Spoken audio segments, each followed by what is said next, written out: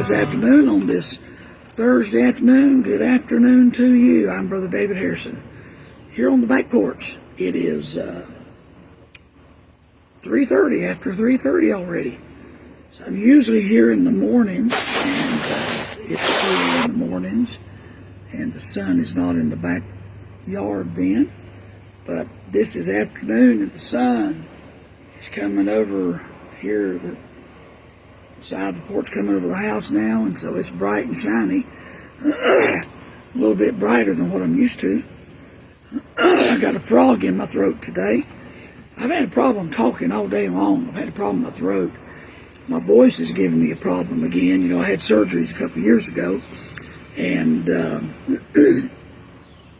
during all the cancer treatment, it started giving me a problem again. In the last 6 months, it's gotten worse, and the last few days has really been bad. It's like you want to clear your throat, and it won't clear. And that's where I'm at now today. I was going to do a live stream this morning, but I had a good friend of mine over in the, well, it's out from Johnson City. Known him for quite a while, good fella.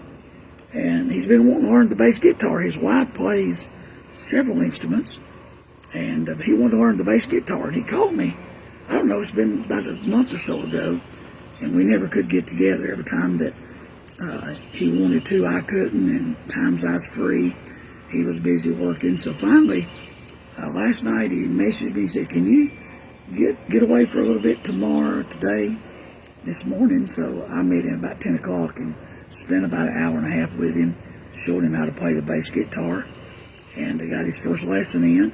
And so it was good. He did real well. First time he'd ever picked up a bass. I told him about 2 months ago what to get. So he found a good bass guitar and got him a little small amplifier. And we met there at his church where he's going. And his wife came. She brought her instrument. And then the preacher's son was there to play the piano. And I had, of course, my bass guitar and had my guitar. But I didn't use any of them. I just used his. And gave him some lessons. And we just kind of went through the basics first, and then got him some things to practice on. And he's got 2 weeks to practice, and then I'm going to meet him again in 2 weeks, and probably take him a couple months for me to get the basics for him. If he practices really hard, I think he's going to do okay. And so I've taught a lot of people to play through the years. I know you won't believe this, and I won't take credit for it, but guys like Benjamin Rochester, one of the greatest musicians now, I guess, in gospel music, that bluegrass style. And I remember when he first started playing, and he played the harmonica as a little bitty boy. He was so little, we had to put him up on a chair behind the pulpit so you could see him, and he'd play Amazing Grace. And then he started picking up on the guitar when he got big enough to chord one. And I remember the first time as a little boy, we was in church somewhere together, and I had my guitar, and I was playing. He came up there in the choir and sat with me. It was after service, and he said, can you show me some things? And I showed him some stuff. He said, how'd you do that? And I'd show it to him. And that's back when he was just getting started. Now he needs to show me some stuff. He's beat me a long way. But anyway, hey, Brother Jonathan, hey, Brother Lee, hope you're doing good. But I just had a little time free this afternoon, and just had a little few things on my heart. Really burdened about our country and about Israel. Been keeping up with everything in Israel and Bible prophecy. I love to talk about prophecy. And I saw just a little while ago, I was reading some news reports, and it's not been much in the news, but now it's starting to get in the news. They've moved all of our aircraft out of several Middle East bases, and I'm not sure. Hey, Brother Ron Hodge, praise God. Been a long time, Brother Hodge. Hope you're doing well. Good to see you on here. Brother Jerry and Miss Kay Henderson. Hey, Brother Chris, I just saw you a little while ago, buddy. Hope you're having a good afternoon. Hey, Miss Angela. So we're getting a lot of folks on here, but I saw where they're moving our aircraft out of some of the Middle East bases, and they're flying them to places just in case Iran begins to think about attacking our soldiers and military. And I'm not sure, they didn't say where they moved them to. They just showed the air base there in Qatar, and where we had a bunch of bombers there and fighters, they're not there anymore. And so they didn't say where they're at. But they did, somebody mention that our president had been in a call with the president of Pakistan. And Pakistan has a 500-mile border in Iran. And that's a good staging area that if we do have to do anything militarily, Pakistan would be a good staging area. And we do have a good relationship with Pakistan and with India, even though they both can't get along. Our president stopped the war they were fighting, stopped them from getting so far that they maybe would have pushed the nuclear buttons. And so we've got a good relationship with them. So I'm not sure if they flew to a place like that or maybe to our base back in Germany. We've got a big base in Germany, and a lot of times our airplanes are parked there. So either way, it looks like things are getting ready to move quickly. I do know for a fact, and it's not 100%, but I think the president's already got a plan. But I don't think he'll do anything till all of our elements get in place. And by that I mean the USS Vincent and Brother Robertson up in West Virginia. His son Philip told me that his dad was on the USS Vincent for several years in the Navy. So, but the USS Vincent is on his way now to the Middle East. He left the China Sea a few days ago, and I think yesterday they said it would be there within the week, as in the first of next week, middle of next week. So it has 4 or 5 more days to travel to get within range of where it needs to be in a good place in case a military launch is activated. And then also, too, they sent a bunch of our aircraft tankers, left the U.S. day before yesterday. I think they said 28 had left our air bases to fly to Europe or to fly to the Middle East.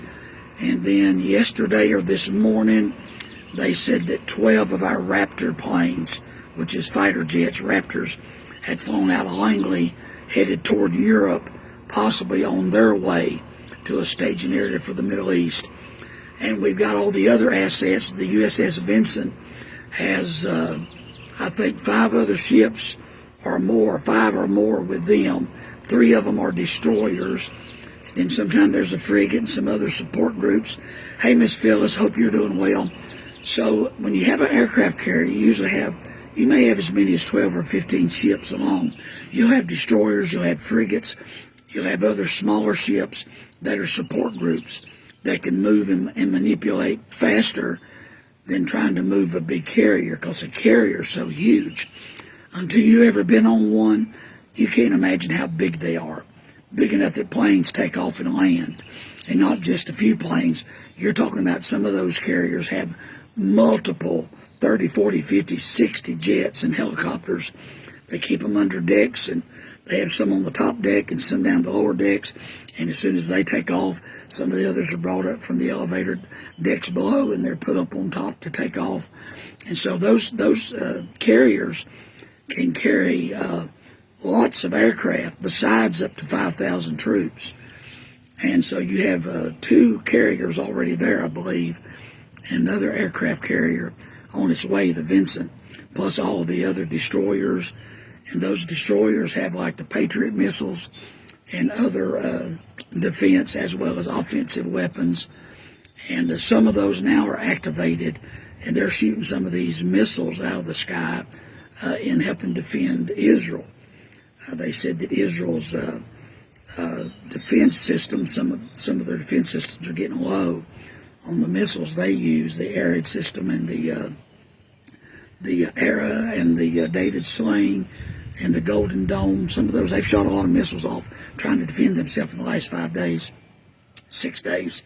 So they used up a lot of their armor, military, some of their missiles. And so, hey, Brother Melvin, so they've got to be very selective in what they shoot down. If there's a missile headed to a desert or headed to the sea, they're not going to shoot them down. But I think some of our aircraft and some of our planes and some of our ships are going to be taking more of a responsibility to shoot a lot more of these rockets out of the sky, simply because of saving some of the missiles there for the Golden Dome. So a lot of things are happening, and it looks like that we're getting ourselves in a position to where there's going to be some type of attack launched with the U.S. being included. If for nothing else, to help finally complete the mission of taking away any possibility for Iran to have a nuclear weapon.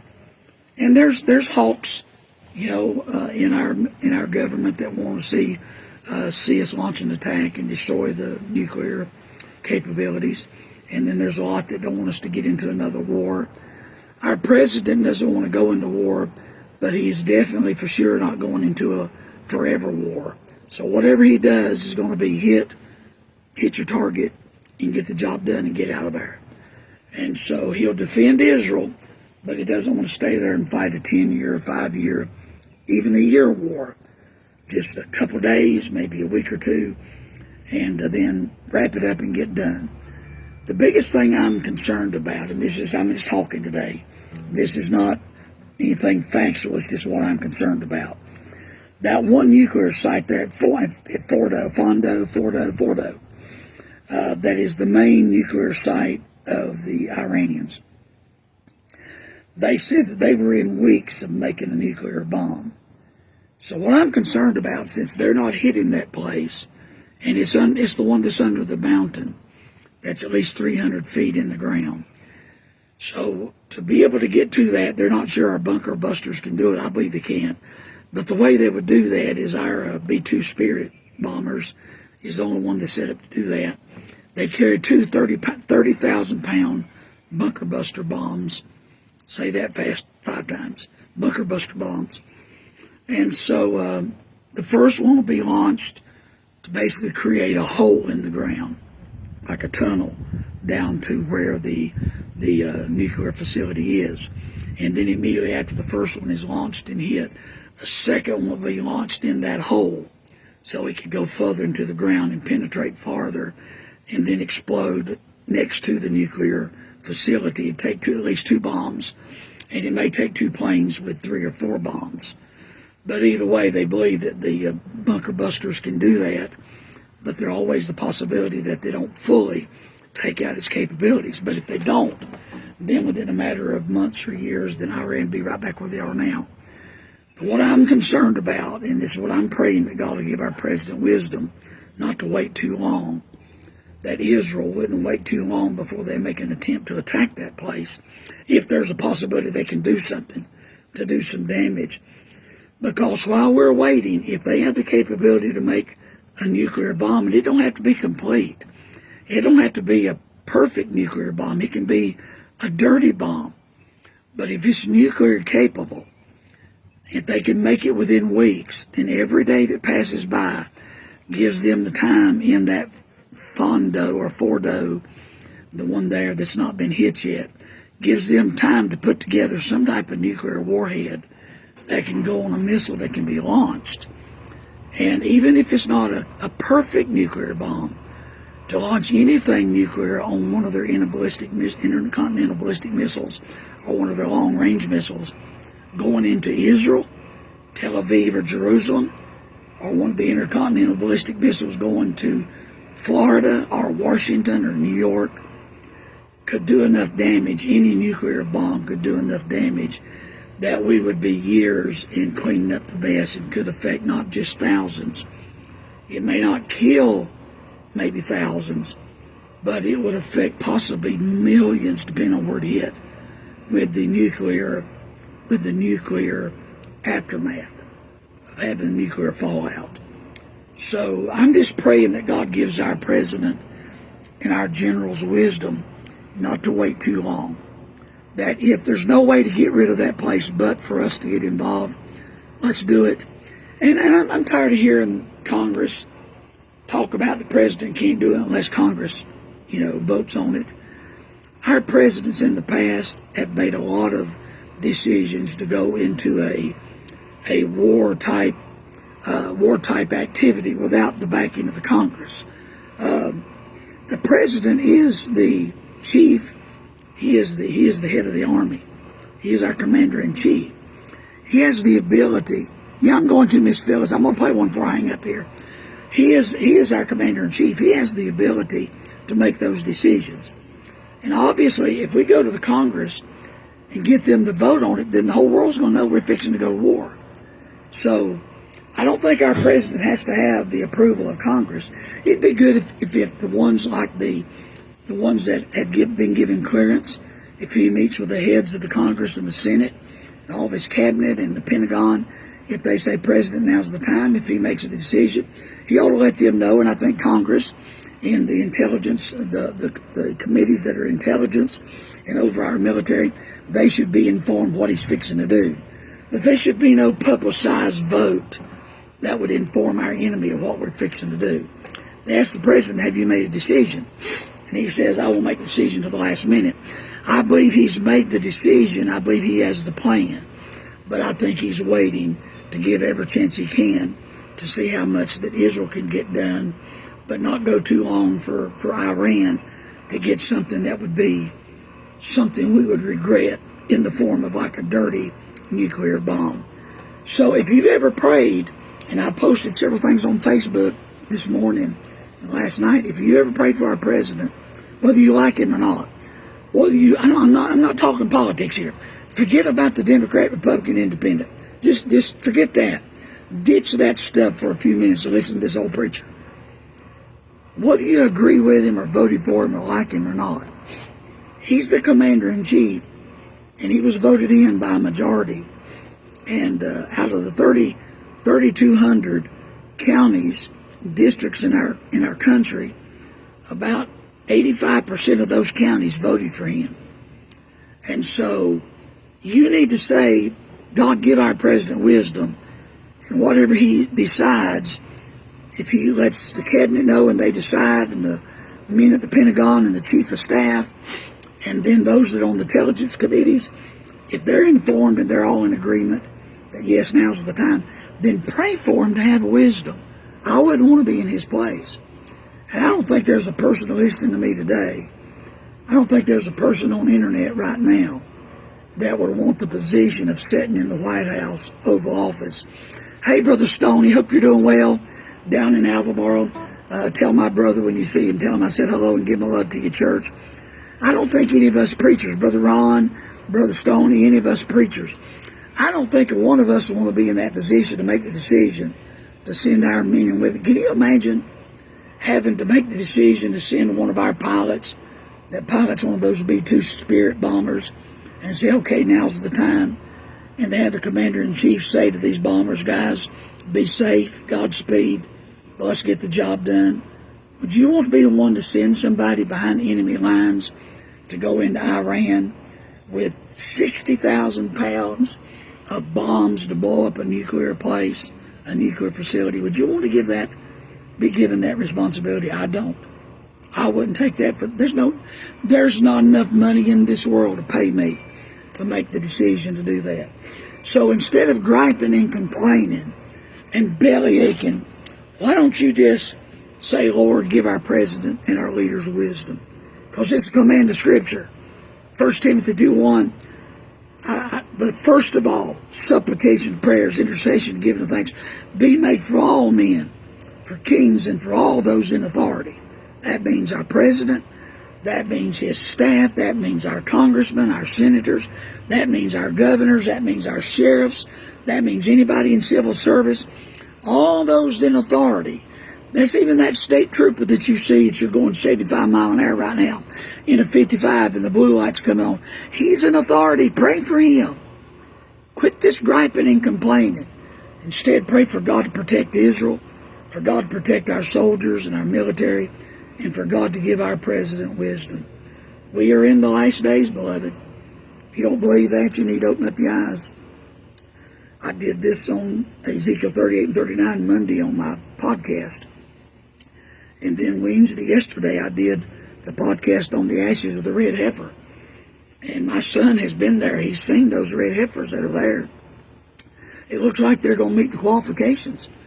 And that means that with a red heifer, they can sacrifice the red heifer and get the ashes of the red heifer and sanctify the priest, those 500 young Levites that are being trained right now, that have been verified to be of the tribe of Levi, 500 young Levitical priests that are being trained to do the service in the temple. They've got the robes made for the priest.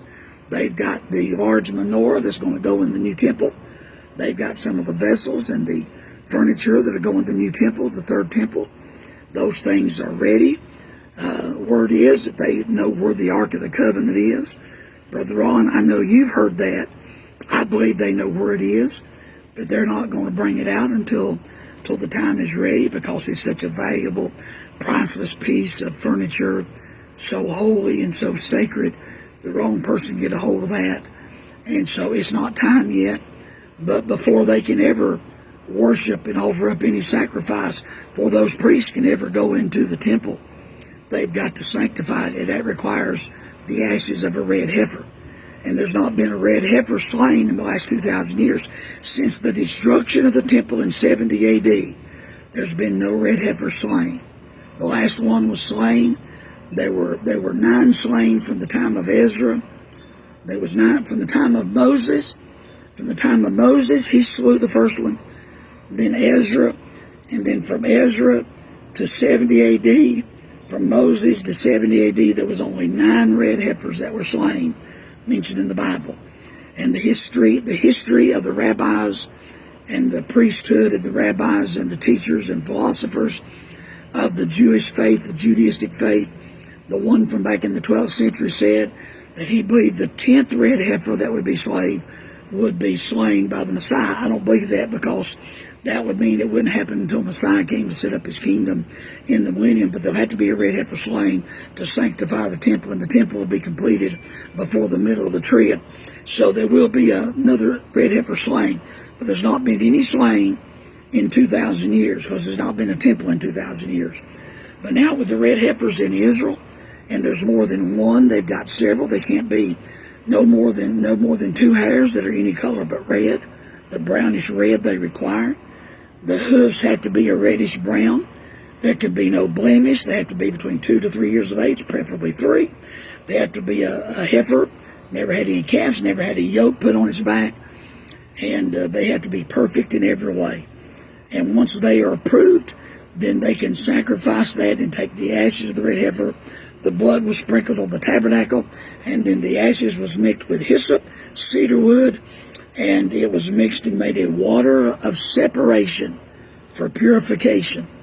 And once that is done, then those priests that are being trained, and all the equipment that has been made in the priest's robe, and once the temple is rebuilt, several things got to take place. You got the Mosque of Omar in the way. That's got to be fixed so they can have the temple to go where the Mosque of Omar is. That's where the Temple Mount is. Some have suggested there's a way they can build it and keep the mosque there. I don't know. I've been there and stood out beside the mosque where there's a little credenza, and they said that's about where the Holy of Holies is at.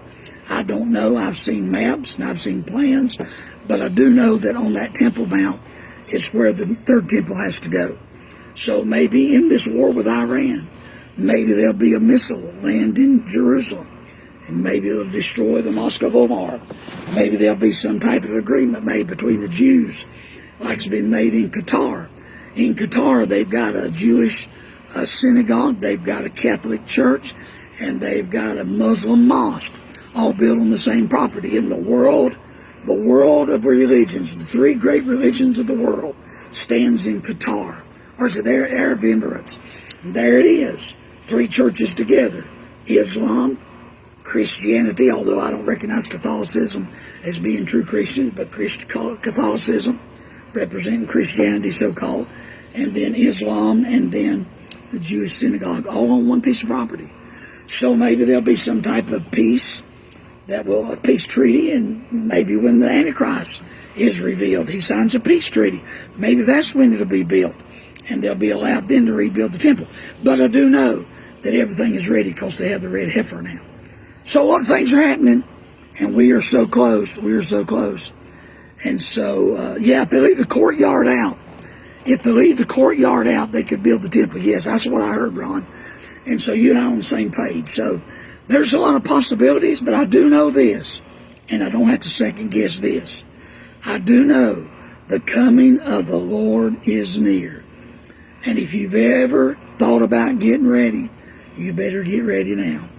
Well, I had a lot of songs in my heart I was going to sing, and I can't sing. My voice is really bad today. But there's a song I used to sing, and I thought about it a little while ago.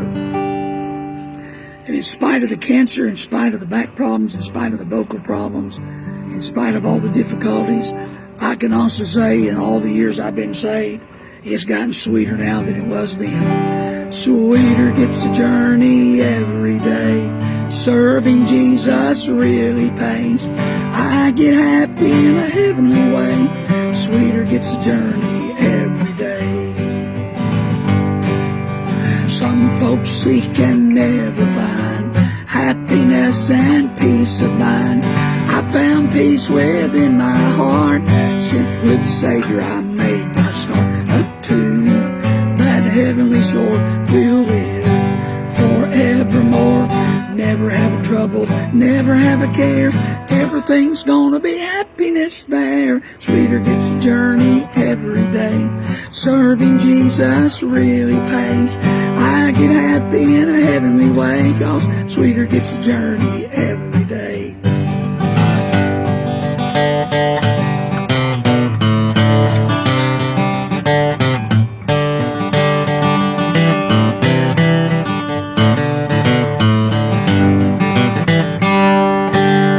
Sweeter gets the journey every day. Well, it does.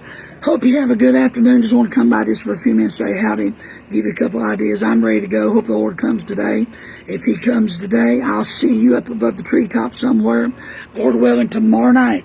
You don't want to miss tomorrow night, 7 o'clock. I'll be doing the 3M Institute. We'll be teaching again on hermeneutics. We'll be talking about the predictive principle, how the Bible predicts things, not just prophecy, but other things. So tune in tomorrow night at 7 o'clock. If you can't be live, you can watch it later. It'll be downloaded. Hope you have a good day in the Lord. I love you all. God bless you. Be safe. The Lord bless you the rest of the day.